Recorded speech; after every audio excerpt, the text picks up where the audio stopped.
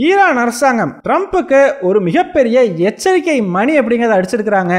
ஈரானை பிரஷர் பண்ணா என்ன நடக்கும் அப்படிங்கறத ட்ரம்புக்கு முதல் முறையா ஈரான் புரிய வச்சிருக்குது. இந்த வீடியோல நம்ம என்ன பார்க்க போறோம் அப்படின்னா, ஈரான் அரசாங்கம் கடந்த சில நாட்களாகவே அவங்களுடைய ராணுவ வலிமை அப்படிங்கறத இந்த உலகத்துக்கே பறைசாற்றிட்டு வர்றாங்க.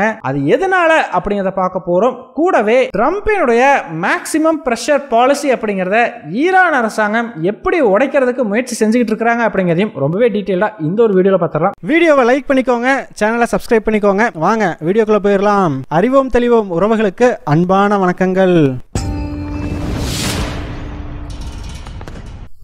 முதல் விஷயமா, ஈரான் அரசாங்கம் அந்த நாட்டினுடைய டிஃபென்ஸ் அப்படிங்கறத ரொம்ப பெரிய அளவுக்கு வலிமைப்படுத்த ஆரம்பிச்சிருக்காங்க.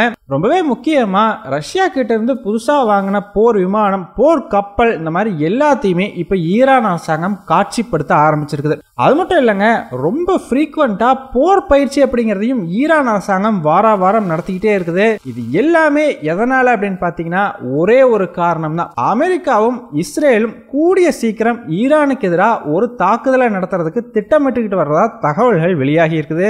இது இஸ்ரேலோட பல வருட கனவு அப்படின்னே சொல்லலாங்க. காரணம், கடந்த பல வருடங்களாவே இஸ்ரேல் அரசாங்கம் அமெரிக்காவை வச்சு ஈரான் மேல எப்படியாச்சும் ஒரு தாக்குதலை நடத்தணும் அப்படிங்கிறதுக்கு பல முயற்சிகளையும் பண்ணியிருக்கிறாங்க.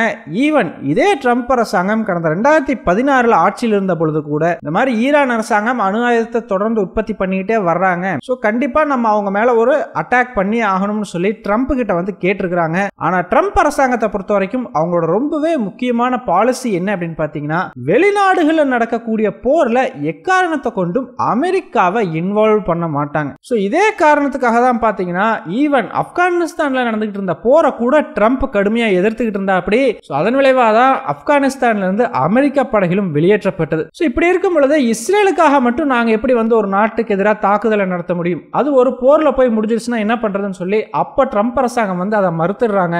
ஆனா இஸ்ரேல் அரசாங்கம் ஏதாவது ஒரு நடவடிக்கை ஈரானுக்கு எதிராக எடுத்தே ஆகணும் அப்படின்னு சொல்லி ஃபோர்ஸ் பண்ண ஆரம்பிக்கவும் தான் ட்ரம்ப் அரசாங்கம் JCPOAன்னு சொல்லக்கூடிய அந்த ஒரு அக்ரிமெண்ட்ல இருந்து வெளியேறி இருந்தாங்க. இது எல்லாத்துக்கும் பின்னாடி இருந்து இயக்குனது இஸ்ரேல் தான். சோ இஸ்ரேல் அரசாங்கம் ட்ரம்போட வந்து விடல, அடுத்ததா வந்த பைடன் அரசாங்கத்துக்கிட்டையுமே ஈரானுக்கு எதிராக ஒரு தாக்குதலை நடத்தணும் அப்படிங்கிற ஒரு கோரிக்கையை தொடர்ந்து முன்வச்சுக்கிட்டே இருந்தாங்க. ஆனா பைடன் அரசாங்கமும் ஈரான்ல நாங்க இன்வால்வ் ஆனா அது பிரச்சனையாகும் அப்படின்னு சொல்லி அதுல இருந்து ஒதுங்கியே தான் இருந்தாங்க. சோ இந்த நிலைமையில தாங்க நெத்தன்யாஹூ கடந்த முறை ட்ரம்பை போய் சந்திச்ச பொழுது மீண்டும் நம்ம ரெண்டு பேரும் சேர்ந்து ஈரானுக்கு எதிராக ஒரு தாக்குதலை நடத்தலாம் அப்படிங்கிற ஒரு விஷயத்த முன்வைக்கிறாப்படி.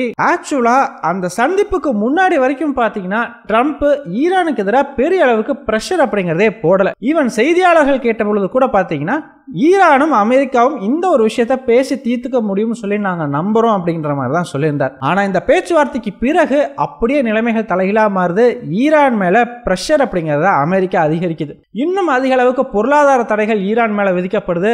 அதோட நிறுத்தலங்க, மீண்டும் ஒரு செய்தியாளர் சந்திப்புல ட்ரம்ப் கிட்ட கேட்கிறாங்க, சோ ஈரான் பிரச்சனைக்கு என்ன முடிவு வச்சிருக்கிறீங்க அப்படின்னு சொல்லி. அதற்கு ட்ரம்ப் வந்து ஈரானுக்கு ரெண்டே ஆப்ஷன் தான் இருக்குது. ஒன்னு, அணு ஆயுதத்தை எல்லாம் விட்டு கொடுக்குற, எல்லாத்தையுமே விட்டுறேன் அப்படின்னு சொல்லிட்டு எங்க கூட பேச்சுவார்த்தைக்கு வரணும். அப்படி வர முடியாது அப்படின்னா அமெரிக்க அரசாங்கம் ஈரான் மேல குண்டுமலை பொழியும் அப்படின்ற மாதிரி வந்து அவர் சொல்லியிருந்தார். ட்ரம்பை பொறுத்த வரைக்கும் பாத்தீங்கன்னா, பிரஷர் பண்ணணும் அப்படின்னு முடிவு பண்ணிட்டா எவ்வளோ பிரஷர் பண்ண முடியுமோ அவ்வளோ பண்ணி அவர் நினைச்சதை எப்படியாச்சும் சாதிக்கணும்னு சொல்லி நினைக்கக்கூடிய ஒரு நபர். ஆனா ஈரான் அரசாங்கம் பாத்தீங்கன்னா அப்படியே உல்டா. ஸோ ஆக்சுவலா பிரஷர் பண்றாங்க அப்படிங்கும் பொழுது இன்னும் அதை வந்து எதிர்க்க ஆரம்பிப்பாங்க. ஸோ பிரஷர் பண்ணாம பேச்சுவார்த்தைக்கு கூப்பிட்டா கூட ஈரான் அரசாங்கம் வர்றதுக்கான வாய்ப்புகள்ங்கிறது ரொம்பவே ஜாஸ்தியா இருக்குது. ஆனா ஒன்ஸ் இந்த மாதிரி ட்ரம்ப் பிரஷரை அதிகரிக்க ஆரம்பிச்சதையுமே ஈரானோட ஃபாரின் மினிஸ்டர் வந்து தெளிவா சொல்லிடுறாப்படி, எங்களை பெரிய அளவுக்கு பிரஷர் பண்ணி ஒரு பேச்சுவார்த்தைக்குள்ள வர வைக்கலாம்னு ட்ரம்ப் நினைச்சாருன்னா அது நடக்காது, மற்ற நாடுகள் மாதிரி நாங்க கிடையாது அப்படின்ற மாதிரி சொல்லிடுறாப்படி. அது மட்டும் இல்லைங்க, இதே சமயத்துல இன்டர்நேஷனல் அட்டாமிக் எனர்ஜி ஏஜென்சியினுடைய ரிப்போர்ட் ஒன்றும் வெளியாகுது. சோ உலக நாடுகள் எல்லாம் பெரிய அளவுக்கு என்ன எக்ஸ்பெக்ட் பண்ணாங்க அப்படின்னு பாத்தீங்கன்னா, ட்ரம்ப் ஆட்சிக்கு வந்துட்டதுனால ஈரான் அரசாங்கம் யுரேனியம் என்ரிச் பண்ற அளவை குறைச்சிடுவாங்க. ஏன்னா ட்ரம்ப்புக்கு ஈரான் அரசாங்கம் அதிக அளவுக்கு பண்ணுதுன்னு தெரிஞ்சதுன்னா அதுக்கு ஏத்த மாதிரி பிரஷர் அப்படிங்கறத ட்ரம்ப் ரொம்ப பெரிய அளவுக்கு ஈரான் மேல போடுவாரு. சோ அதுக்கு பயந்து ஈரான் அரசாங்கம் யுரேனியம் என்ரிச்மெண்ட்டை குறைப்பாங்க அப்படின்னு தான் எக்ஸ்பெக்ட் பண்ணாங்க. ஆனா அதுக்கு நேர் ஆப்போசிட்டா பாத்தீங்கன்னா ஈரான் அரசாங்கம் ரொம்ப பெரிய அளவுக்கு யுரேனியம் என்ரிச்மெண்ட் அப்படிங்கறத அதிகரிச்சிருக்குதுங்க. ஸோ எந்த அளவுக்கு அப்படின்னு பார்த்தீங்கன்னா கடந்த ஒரு 2-3 மாசத்துக்கு முன்னாடி, அதாவது ட்ரம்ப் பதவியேற்றுக்கிறதுக்கு முன்னாடி வெறும் 4 அணு ஆயுதங்களை தயாரிக்கிற அளவுக்கு தான் ஈரான் கிட்ட யுரேனியம் அப்படிங்கிறது இருந்தது. ஆனா ட்ரம்ப் பதவியேற்றதுல இருந்து இந்த ரிப்போர்ட் வெளியாகிறதுக்குள்ள பார்த்தீங்கன்னா மேலும் 2 அணு ஆயுதங்களை தயாரிக்கிறதுக்கான யுரேனியமை என்ரிச் பண்ணியே முடிச்சிட்டாங்க. சிம்பிளா சொல்லணும் அப்படின்னா வெறும் 2 மாசத்துக்குள்ள கிட்டத்தட்ட 50% மேல யுரேனியம் என்ரிச்மெண்ட் அப்படிங்கறத ஈரான் அரசாங்கம் அதிகரிச்சிருக்குதுங்க. ஸோ இது உலக நாடுகளுக்கு ஒரு பெரிய ஷாக்கா வந்திருக்குது. காரணம், இது இப்படியே போச்சு அப்படின்னா கண்டிப்பா நல்லதுக்கு இல்ல. கூடிய சீக்கிரம் ஈரான் அவங்க நினைச்ச அணு ஆயுதம் அப்படிங்கிற ஒரு ட்ரீமை அடைஞ்சிடுவாங்க அப்படிங்கிறது எல்லாத்துக்குமே நல்லாவே தெரியும். ஸோ இந்த இடத்துல தான் இந்த IAEA அமைப்பு அவங்க ரிப்போர்ட்ல ஒரு அலர்ட் ஒன்று கொடுக்குறாங்க. ஸோ ஏதாச்சும் பண்ணுங்க, எப்படியாச்சும் ஈரானை தடுத்து நிறுத்துங்க அப்படின்னு சொல்லி. இந்த நிலைமையில தாங்க அமெரிக்க அரசாங்கம் இஸ்ரேலுக்கு இந்த பங்கர் பஸ்டர் பாம்ஸ் சொல்லுவாங்க இல்லையா, ரொம்ப பெரிய அளவுக்கு சக்தி வாய்ந்த குண்டுகள் அண்டர் கிரவுண்ட்ல ஏதாச்சும் ஒன்று இருந்துச்சு. ஈவன் ஹமாஸுக்கு எதிராக கூட பாத்தீங்கன்னா ஹமாஸ் ஹெசபுல்லாவுக்கு எல்லாம் எகெயின்ஸ்டா இந்த பங்கர் பஸ்டர் பாம்ஸ் அப்படிங்கறத இஸ்ரேல் அரசாங்கம் பயன்படுத்தி இருக்குது. ஸோ அண்டர் கிரவுண்ட்ல டனலோ இல்ல வேற ஏதாச்சுமோ இருந்துச்சு அப்படின்னா சாதாரண பாம்ஸை பயன்படுத்தும் பொழுது பெருசா அதுக்கு சேதாரம் ஏற்படாது. ஸோ இந்த பங்கர் பஸ்டர் பாம்ஸ் அப்படிங்கறத யூஸ் பண்ணாங்க அப்படின்னா அண்டர் கிரவுண்ட்ல என்ன இருந்தாலும் அதையும் மொத்தமா கம்ப்ளீட்டாவே கொலாப்ஸ் பண்ணி விட்டுரும். சோ இந்த வகையான பங்கர் பஸ்டர் பாம்ஸ் அப்படிங்கறத அமெரிக்கா இஸ்ரேலுக்கு சேல் பண்ணியிருக்குதுங்க. சோ இப்போ என்ன சொல்லப்படுது அப்படின்னு பாத்தீங்கன்னா ஈரான்ல இருக்கக்கூடிய இந்த நியூக்ளியர் ஃபெசிலிட்டிஸ் எல்லாமே அண்டர் கிரவுண்ட்ல தான் இருக்குது.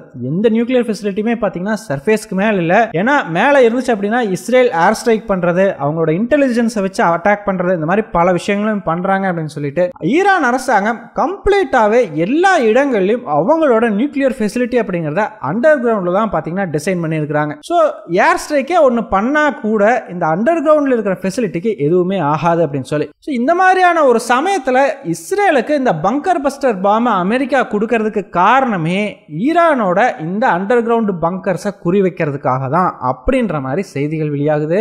அது மட்டும் இல்லைங்க, இன்னும் 1-2 மாதங்களுக்குள்ள ஒரு தாக்குதல் நடத்தப்பட்டா கூட ஆச்சரியப்படுறதுக்கு இல்ல. ஸோ எப்ப வேண்டுமானாலும் அந்த தாக்குதல்ங்கிறது நடக்கலாம் அப்படின்ற மாதிரியும் சொல்லப்படுது. இதனாலதான் பாத்தீங்கன்னா ஈரான் அரசாங்கம் அவங்க நியூக்ளியர் ஃபெசிலிட்டி கிட்ட ஏர் டிஃபென்ஸ் சிஸ்டம்ஸ் அப்படிங்கறத பிளேஸ் பண்றது, அவங்களுடைய ராணுவத்துக்கு தேவையான போர் விமானங்களை வாங்குறது, போர் கப்பல்களை வாங்குறது, அதை ஷோகேஸ் பண்றது, போர் பயிற்சியில் ஈடுபடுறதுன்னு சொல்லி கடுமையா அவங்களும் இந்த ஒரு தாக்குதலுக்காக ரெடி ஆகிட்டு இருக்கிறாங்க.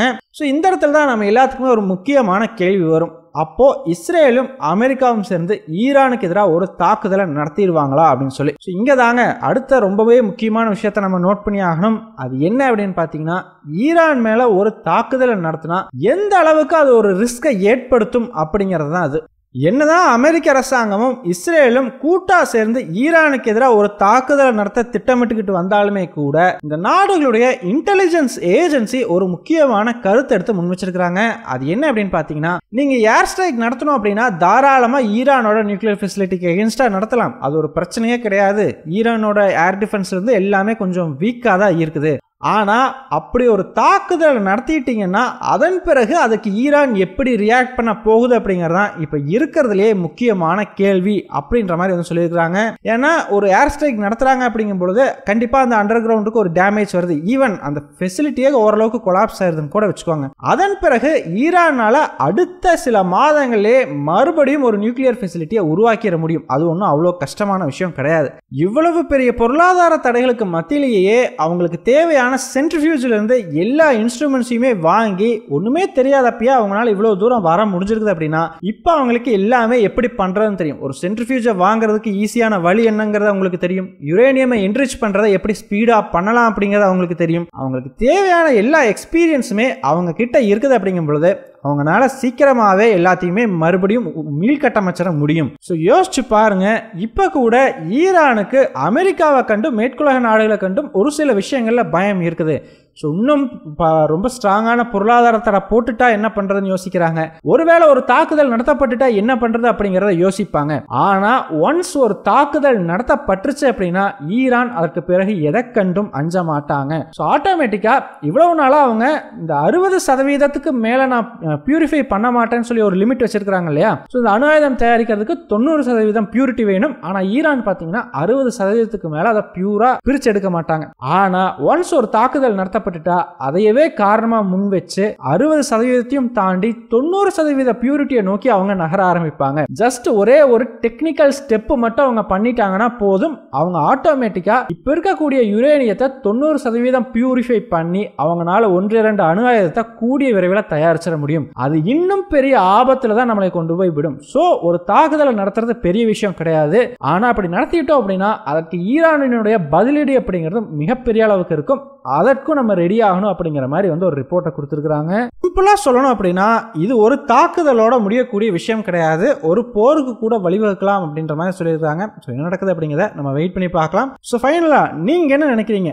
ஈரான் மேல ஒரு தாக்குதல் நடத்தப்பட்டா ஈரான் அரசாங்கம் அதை பர்சனலா எடுத்துக்கிட்டு ஒரு அணு ஆயுதத்தை வேக வேகமா தயாரிக்க முயற்சி செய்வாங்களா, இல்ல அப்படின்னா அதுக்கு முன்னாடியே ஓகே பிரச்சனை வேண்டாம் அப்படின்னு சொல்லிட்டு இந்த அணு ஆயுதம் தயாரிக்கிற ப்ராசஸையே விட்டு கொடுத்துருவாங்களா? உங்களுடைய கருத்துக்கள் என்ன அப்படிங்கிறத மறக்காம கமெண்ட்ஸ்ல சொல்லுங்க. நன்றி.